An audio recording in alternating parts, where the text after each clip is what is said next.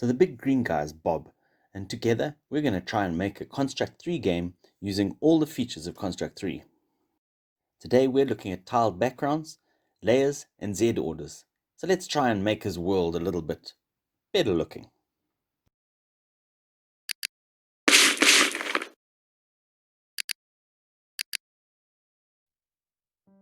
So the last time we were together, we learned about sprites.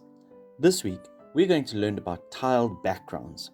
And although I've got a couple for us to work on, the best way to describe it is probably going to be to use one of our bees.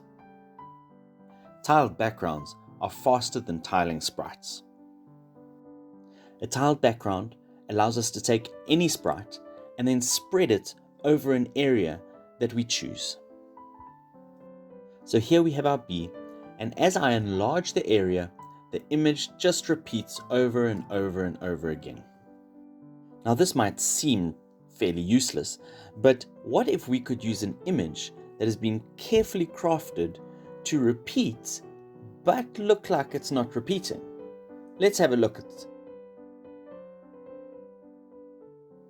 So here's some grass, and then let's put a little bit of a pathway in front.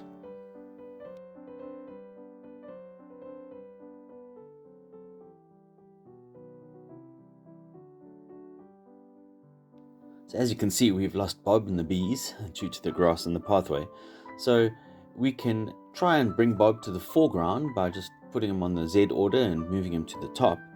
But you'll see that when we try to find our bees, it's a little bit more difficult because they're so small and you keep selecting the grass, and it's just a nightmare. And this is where we use layers and Z orders just to organize our images, our sprites, a little bit better so that we can find the things we want to and manipulate and interact with them the way that we want to.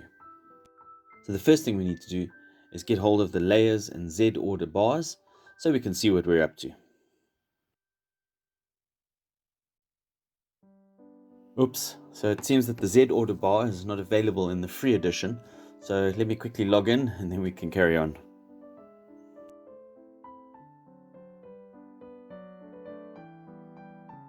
There we go. I love the very easy and intuitive way that Construct3 docks the bars wherever you want to put them. It used to frustrate me endlessly in Construct3, and I'm absolutely delighted.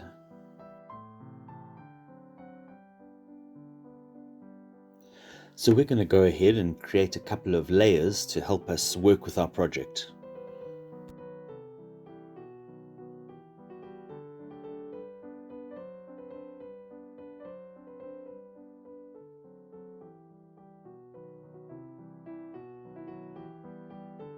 Each layer stacks on top of the one beneath it. So if you want something like Bob to always be visible, then he needs to go on the topmost layer.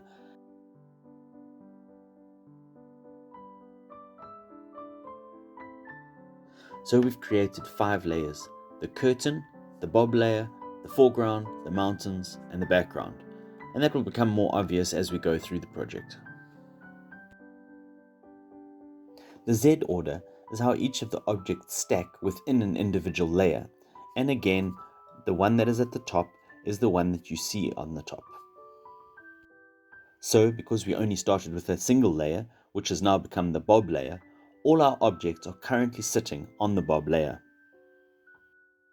Large projects can naturally have a large number of objects, which then makes your Z layer very cluttered. And so Construct3 has a really cool feature where if you select a sprite, it will show just the other sprites or objects that are clashing with it or stacking behind it, making it so much simpler to see which items should be where. So as you can see, Bob is stacked on top of the grass tile, which is also stacked on top of the sky. These are all still stacked on top of that original grass that we had, which is hiding behind everything, but we actually can't see it and don't even need it. So let's get rid of it.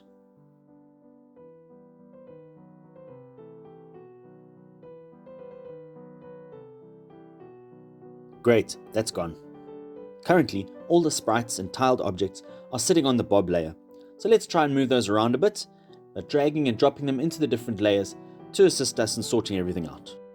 As you will see, when we moved the sky into the background layer, it suddenly seemed to disappear. This can be so confusing, and the reason is that each layer has a background color.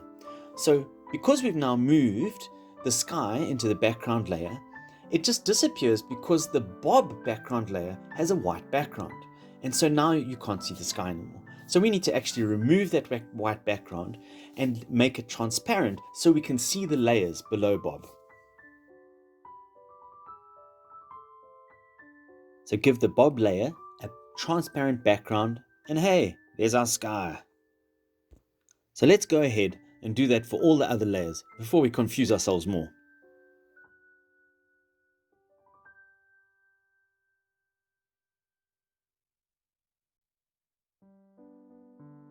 So we're going to now move those two tiled backgrounds also onto the background layer. And let's look at our project.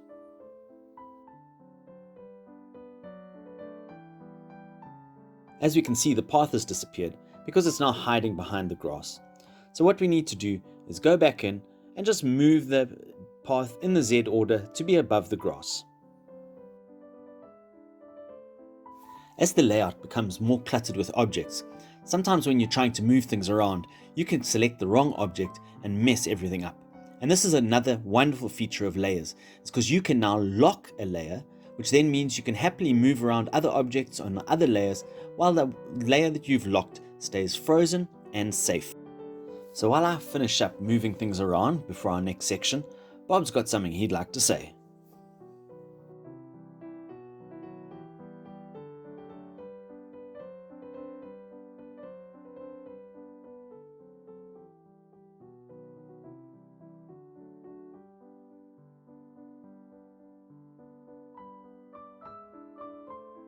So something I've been wanting to do for a bit is to give the bees somewhere to live.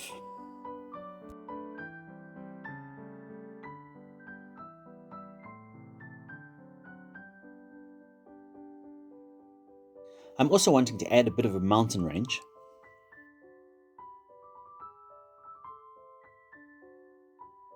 But this is where it gets a bit tricky. Because of the tree, I'm really struggling to see where to place my mountains. And so this is another feature of layers which can be extremely useful because we can actually hide the visibility of a layer completely, enabling us to work with the layer that we're at the time and then put them all back afterwards. Ah, that's better. Off we go. So all the great images I'm using today can be found on Pixabay, and all the links you can find below in the description.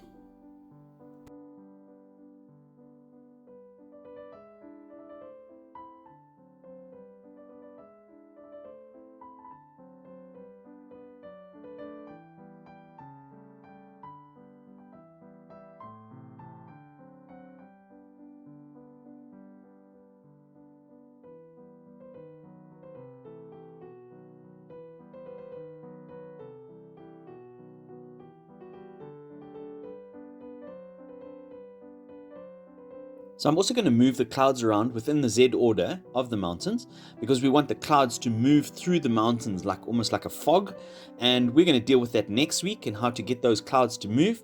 But right now I just want to get the Z orders right. Let's switch on those other layers.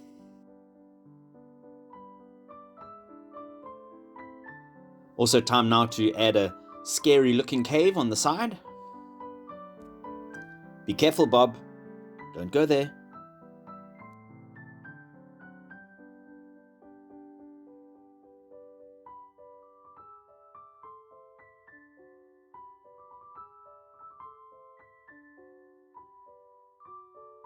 Okay, that's looking good.